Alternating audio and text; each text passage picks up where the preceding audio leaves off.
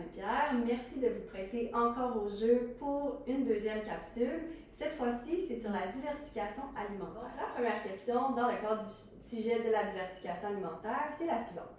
À quel âge on recommande aux parents de commencer à introduire les aliments solides ou les aliments complémentaires et quels sont les signes pour reconnaître que son enfant est prêt? C'est une excellente question parce que la science a beaucoup changé, évolué dans les dernières années et ce qu'on voit maintenant, c'est un retour en fait aux purées semi-lisses qui peuvent être introduites à partir du 4e mois de vie.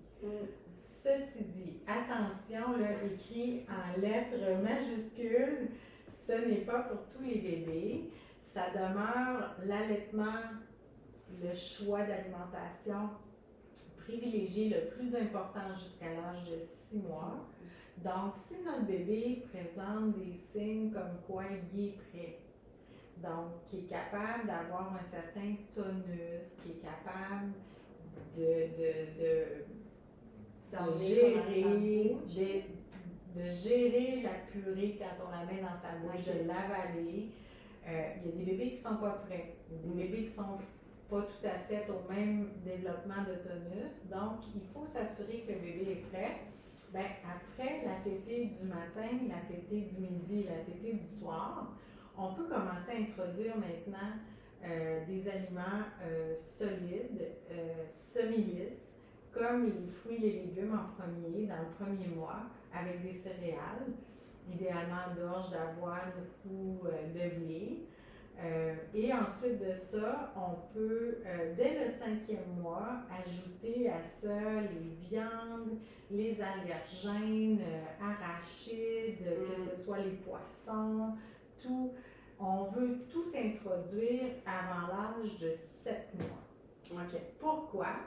Parce que les connaissances en allergie nous ont montré d'une part qu'on pouvait de cette façon-là prévenir les allergies alimentaires et d'autre part aussi améliorer la santé future de nos enfants.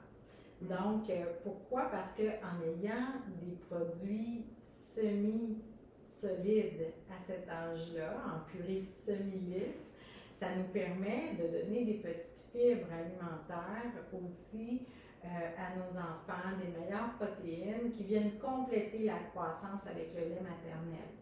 Donc, jusqu'à 6 mois, bien entendu, on garde le lait comme premier aliment, mais on peut commencer maintenant à offrir des aliments après les tétées 3 fois par jour, comme un adulte. Quand on parle justement de l'introduction des aliments complémentaires, c'est complémentaire à quoi? Et à partir de quand on change justement le avant-après, on parlait des tétées, puis ensuite on peut donner des aliments. Donc tout cet ordre-là, ce concept-là d'aliments complémentaires à quoi? Est-ce que vous pouvez en parler un petit peu? Oui, plus en détail, ce que ça veut dire, c'est qu'on doit allaiter en premier. Donc, et complémentaire, c'est que ça vient ajouter certains éléments nutritifs qui, chez un bébé qui boit tout le temps, ça va compléter ses besoins de croissance avec des bons aliments qui ne sont pas ultra transformés. Donc, ça va venir compléter, on l'a dit, jusqu'à l'âge de 6 mois. À 6 mois, l'enfant, ses besoins de croissance sont plus élevés. Donc, on va continuer à encourager l'allaitement maternel, mais cette fois-ci, on va d'abord alimenter l'enfant matin, midi, soir, et on va donner les tétées après. C'est normal que la quantité de lait après 6 mois de lait maternel ou de lait maternisé, si on ne peut pas allaiter, diminue tranquillement. Et de toute façon, à 6 mois, on va avoir introduit aussi des produits laitiers. C'est pas le lait de vache, mais on va avoir introduit des petits morceaux de fromage ici et là, des yaourts nature avec des fruits ajoutés dedans. Donc, on va venir compléter la quantité de calcium, de vitamine D qui est nécessaire à l'enfant pour bien se développer avec ces produits-là. La troisième question pour cette capsule-ci, c'est quels sont les nutriments clés et les groupes alimentaires qui devraient être privilégiés lors de l'introduction des aliments solides pour garantir une alimentation qui est équilibrée pour bébé? La réponse va peut-être vous surprendre, mais c'est tout finalement. Là, c'est vrai.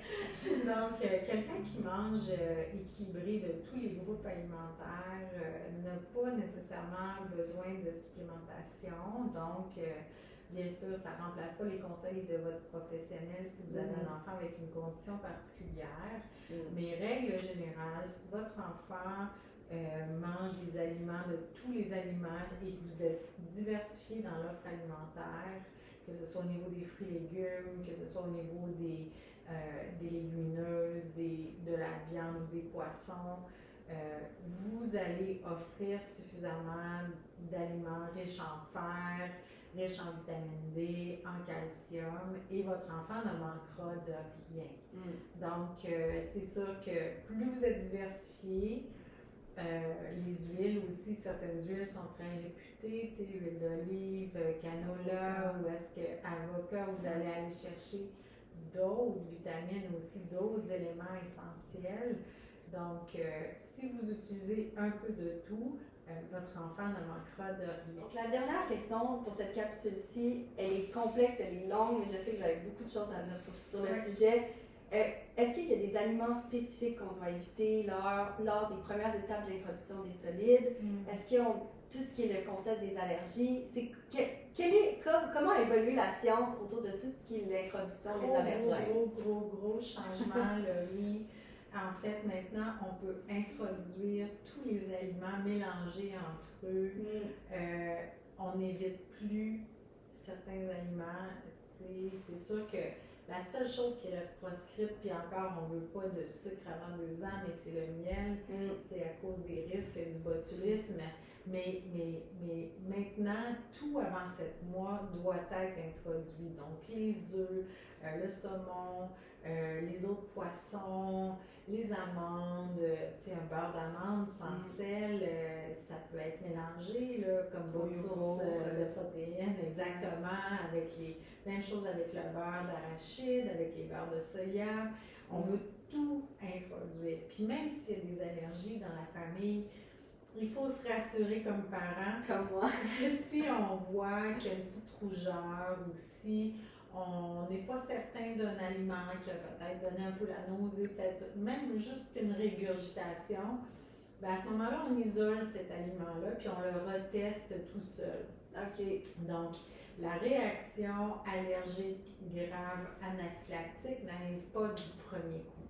Donc, c'est important d'essayer de se sécuriser et de retester l'aliment seul. Votre conseiller médical aussi, que ce soit une infirmière praticienne, un médecin de famille ou un pédiatre, pourra aussi, si vous êtes trop stressé, vous prescrire une épipène à la maison pour bébé au besoin. Moi, j'ai souvent fait ça, puis ça sécurise les gens. Mais comme la science est très claire maintenant, du côté des allergistes pédiatres aussi, c'est double vérifié. Oui, c'est une bonne chose d'introduire les allergènes avant l'âge de 7 mois. Avant l'âge de 7 mois, donc il ne faut pas avoir peur. Puis moi, étant allergique aux arachides, aux noix, c'était mon plus grand souhait que ma fille n'ait pas d'allergie. Alors j'ai vraiment suivi cette règle-là. Malgré mon stress, je me suis gérée. Puis aujourd'hui, elle n'a aucune allergie, puis je suis tellement contente. Je lui donne des arachides, des noix tous les jours, des œufs, tout, parce que je ne voulais pas qu'elle ait d'allergie. Excellent. Encore une fois, merci Dr Saint-Pierre de vous être prêté au jeu pour nous permettre de diffuser de l'information de qualité sur nos différentes plateformes comme les réseaux sociaux. Vous êtes une sommité dans ce que vous faites, alors on est très privilégiés d'être avec vous aujourd'hui. Bien, merci. C'est moi aussi qui est chanceuse d'être avec vous. C'est des bonnes questions.